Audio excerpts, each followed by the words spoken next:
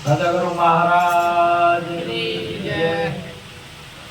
સદગુરુ નિરાંત મહારાજ નો જય. સદગુરુ સત્તનરામ મહારાજ નો જય. સદગુરુ કિરણરામ મહારાજ નો જય. સદગુરુ પરસોત્તમ મહારાજ નો જય. વધારેલા હરિગુરુ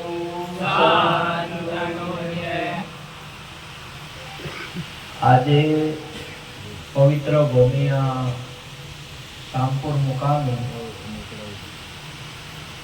મહારાજ શ્રી પુરુષોત્તમ મહારાજ જો કે આપણને એક નિરત મહારાજને ખુદ કહેવાય, આપણે કોઈ કહેવાય. સત્તનરામ બાપુનો આશીર્વાદ. આજે શરીર તો ઘણાય છે, પણ સગુણ સ્વરૂપ જે પ્રગટ કરવું એ આપણા ગુરુ મહારાજની કૃપા. ગુરુ મહારાજ સિવાય સગુણ સ્વરૂપ પ્રગટ ન થાય. મહારાજ શ્રી મને ઘણા સંસ્કાર આલ્યા, ઘણો મેં ભજન જરૂર કર્યું. દર્શન તો મને ક્યારે કીધું હતું, પણ હવે સાચી વાત કરું તો મારા જરા રહી ગયું હોય. ભાઈ મને હોય મને કહ્યું મારા ઘેરે આવતું. તો આવા એક પુરુષનું જેને બ્રહ્મ કહેવાય, જેને પરમ તત્વ કહેવાય, એ પરમ તત્વ સાકાર સ્વરૂપ ખુદ ધારણ કરે. શેના માટે? એ ધર્મ માટે, અધર્મનો નાશ કરવા માટે અને ધર્મની સ્થાપના કરવા માટે. એવા અહીંયા એક આ પરિબ્રહ્મ નારાયણ પરમ તત્વ સાકાર સ્વરૂપે પ્રગટ થયું. એ પોતાનું કાર્ય કરી જહાં સે ઉપના વહી સમાના શૂન્ય રૂપ નિર્વાણી નિરત નામ અખર પદ પુરણ વામે સુરત સમાની. આ એમાં એનું બ્રહ્મ વિલાસની અંદરમાં સગુણ સ્વરૂપનું બ્રહ્મલીન થવું એ આ સદીઓથી ચાલતો આવતી પરંપરા છે. કોઈના હાથની બાબત નહીં. પરંતુ જે સંત પ્રગટ થઈને જે મહેમાન વિકાસ કરે છે અને મહેમાને જાગૃત કરે છે, એટલે સગુણ સ્વરૂપનો મહિમા ખૂબ ગાયો છે. આજે આપણે કોઈ કાર્ય કરવું હોય તો નિરાકારથી કાર્ય ન થાય. નિરાકાર નિર્ગુણ સમજમાં રાખવાનું છે અને સગુણ સ્વરૂપ પૂજવા માટે હોય. આપણે પૂજા કરવી હોય એટલે સગુણ સ્વરૂપની પૂજા થાય. એટલે સગુણ સ્વરૂપ અને નિર્ગુણ સ્વરૂપ પરમાત્માના જે પરમ તત્વના બે રૂપો છે. આ જગતની અંદરમાં બધે હવે ભક્તિની અંદરમાં ગુરુ મહારાજના દેશની અંદરમાં બે સ્વરૂપ છે, નિર્ગુણ ને શિરગુણ. અને જગતની અંદરમાં નિર્ગુણ શિરગુણ ને આકાર ત્રણ થાય. આકાર સાકાર ને નિરાકાર. જગતની અંદરમાં જે આકાર છે એ આકાર જગતનું કાર્ય કરવા માટે હોય છે અને જગતનું કાર્ય કરે છે. પરંતુ એ આકારની અંદરમાં હોય આપણા તત્વવેતા આવા કિરણરામ બાપુ જેવા કે કોઈ સંત આપણને મળે એટલે આકારને સાકારના સ્વરૂપની અંદરમાં રૂપ આપે. આકાર એનો મટી જાય અને સાકાર રૂપ ધારણ કરે.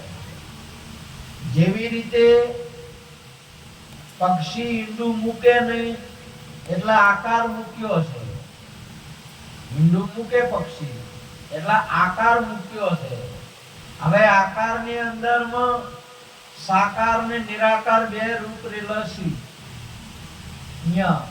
એટલે ત્યાં હવે આપણી માતા આપણે સેવે ઈંડાને સેવે એટલે એ ટાઈમે ત્યાંથી પક્ષીનું પ્રાગટ્ય થાય છે, એટલે સાકાર સ્વરૂપનું પ્રાગટ્ય થાય છે.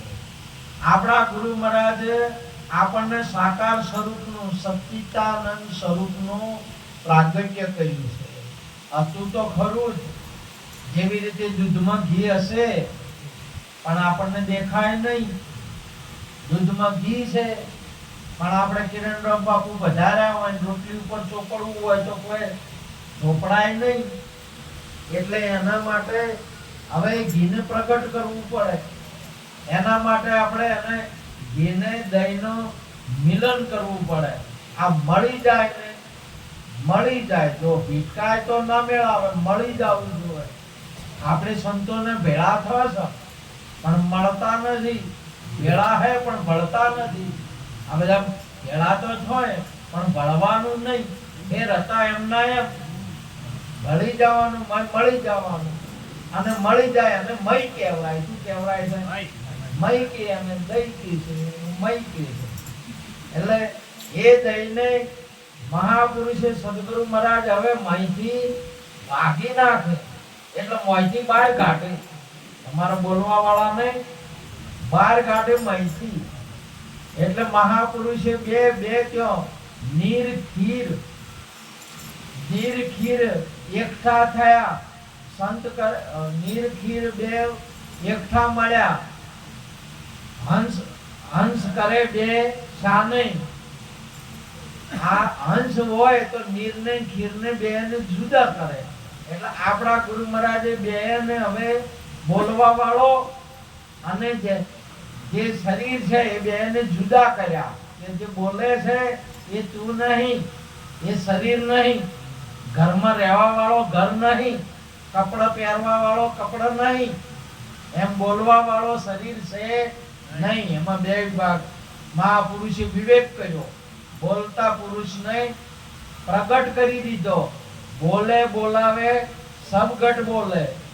હવે તમારે અહીંયા આપણે બોલવા વાળો છે એ તો હાલે છે, જે બોલી રહીએ સબગટ બોલે છે. હવે બોલે છે નહીં એ અનેક નહીં, બધા જગ્યાએ બોલે એ એક જ છે. હવે પરસોત્તમ બાપુ કયો, કિરણરામ બાપુ કયો, વર્તનરામ બાપુ કયો, નિરોધ બાપુ કયો, કે જે કોઈ કહો એ તો એ એક જ છે. હવે બોલે અને એમાં તો કોઈ ફરક પડવાનો નહીં. બોલે એનામાં કશું થવાનું નહીં. કેવળ જે બુંદ છોડી દીધું એનું હવે જ્યાંથી પ્રગટ થયું એની સમાપ્તિ થાય. હવે આપણે જોઈ રહ્યા છે, જગતનો માણસ જોઈ રહ્યો છે કે પરસોત્તમ મહારાજનું શરીર હવે છે નહીં. એ મહાપુરુષ જોઈ રહ્યા છે કે પરસોત્તમ મહારાજ હાલ છે. આ બે દ્રષ્ટિમાં ફેર છે.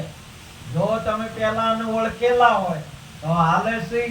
કેમ કે શરીર એ આત્મા નથી, શરીર એ બોલે છે નહીં. શરીર જે બોલાવે છે એ તમે છો. અને એ જે છે એ મહાપુરુષે કહ્યું કે એક નામે નહીં અનેક નામે જાય હરિયા. અનેક નામે છે, બધા નામ એને ધારણ કર્યા છે. જેને નામી કહેવાય, જેને અનામ કહેવાય, જેને ધારણ કરેલા છે. અને ધારણ કરેલું એક વખત છોડે. મહાપુરુષે કહ્યું કે આ સવારથી 8 વાગે કપડા ધારણ કર્યો, સાંજના 8 વાગે ફરી પાછા ઉતારશું. તો ધારણ કરવા વાળો તો છે, ધારણ કરવા વાળો નહીં ઉતરતો, નથી છડતો. એમ અહીંયા પ્રગટ જે હરેક મહાપુરુષ બ્રહ્મ રૂપ જે પરમાત્માનું પરમ તત્વ છે એ તત્વની અંદરમાં ઉપદેશ કર્યો. એ દિવસ જ એમાં વિલીન કર્યું હતું. એ દિવસમાં તમને પણ સમજાયા છે. તમે એમ જ છો. જેમ નદી સાહરને મળી, નદી સાહર રૂપ થઈ ગઈ. એ દિવસ જ બે કોઠા એને છોડી દીધા. બે કોઠામાં હોય ત્યાં સુધી સાબરમતી કહેવાય, અને બે કોઠા છોડે એટલે દરિયામાં કહેવાય. હવે એમાં નદી ન કહેવાય. હવે આ નામ પરસોત્તમ મહારાજ નામની અંદરમાં પ્રગટ, નામની અંદરમાં જ નામનો સમાવેશ છે. મહાપુરુષ આપણા ગુરુ મહારાજે કીધું જહાં સે ઉપના વહી સમાના શૂન્ય શૂન્ય રૂપ નિર્વાણી નિરોત નામ અખર પદ પુરાણ તામે સુરત સમાની આપણો સમાવેશ. હવે આ વસ્તુ છે એ તમે સમજેલા હો આ તો હાલે છે, અને જે નહીં સમજ્યા એને એમ થાય કે આ શરીર હવે પરશુતમ બાપુ જતા રહ્યા, હવે આપણે શું કરશે? અરે મહાપુરુષે કહ્યું કોઈ જાય એવું નહીં, કોઈ આવે એવું નહીં. આ બ્રહ્મ વિલાસ છે, બ્રહ્મ સમુદ્રની અંદરમાં લહેરાઈ ગયો છે. આખી લહેરી તમે જો મુંબઈ જાજો ચોપાટી ઉપર તમે કોઈ દિવસ તમે તાજમહેલ હોટલે એટલે એનું ભગવાડો આવે તો કેજો વાર નિયતો પાછો બાપુ તો અહીંયા જ રહેતા હતા. મહાપુરુષે કહ્યું કે સમુદ્રમાંથી કોઈ દિવસ સમુદ્ર બહાર નીકળતો નથી, એમ આત્મા નામમાંથી કદી બહાર નીકળતો નથી. આ સફર ભરેલો છે અને સફર છો તમે. બસ આ વસ્તુ તમારી આપણા ગુરુ મહારાજે પ્રગટ કરી. એવો આજનો યોગ એક મહાપુરુષના સગુણ સ્વરૂપ ધારણ કરી એટલે પરમાત્માએ પરિબ્રહ્મ નારાયણે ધારણ કરી એનું કાર્ય પૂરું કરી એ બ્રહ્મની અંદરમાં સમાવેશ થયો. એવા આપણા ગુરુ મહારાજ આપણને આવું પ્રત્યક્ષ અને સાક્ષાત્કાર જ્ઞાનનું પ્રાગટ્ય કર્યું. નહીં તો ઘણાય નહીં તો મહાપુરુષ જગતની અંદરમાં તો મર્યા તેરે ગોગો થોય જગી થોય આવું બધું થોય. આપણા ગુરુ મહારાજે બ્રહ્મરૂપ કર્યા. શું કર્યા છે? બ્રહ્મરૂપ કર્યા છે. એટલે આમાં કદી કોઈ અહીંયા તો થાય એવું નહીં. તો મહાપુરુષો જ્યોત પ્રગટ કરે, જ્યોતથી જ્યોત પ્રગટ કરે છે, એક દીવાથી અનેક દીવાઓ પ્રગટ કરે છે. એવા આપણા ગુરુ મહારાજ નિરોધ બાપુ, અનેક મહાપુરુષો, સતનરામ મહારાજ, હાલમાં આપણા કિરણરામ બાપુ આવું સ્વરૂપ પ્રગટ કરી બ્રહ્મ લીન આપણને કરનાર આવા તત્વવેતા પુરુષો આપણને મળવા મુસીબત છે. માટે આપ સર્વને કિરણરામ બાપુને નમન કરી વાતને પૂરી કરું છું. બોલો સદગુરુ મહારાજની જય.